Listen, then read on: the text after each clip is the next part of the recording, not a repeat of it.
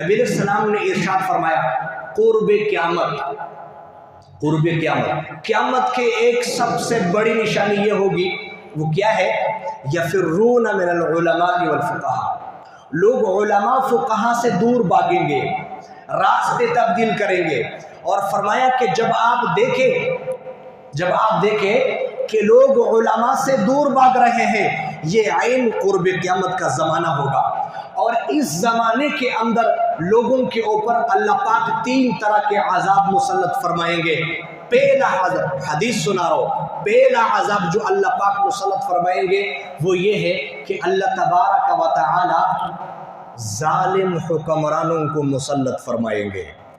Number 2، اللہ تبارک و تعالی ان کے کمائی سے، ان کے رزق سے برکت کو ختم فرما دیں گے۔ اور تیسرا عذاب یہ ہے کہ اللہ پاک عین موت کے وقت ایمان کی دولت سے محروم فرما کر کے اسے جہنم کے حوالے کرے۔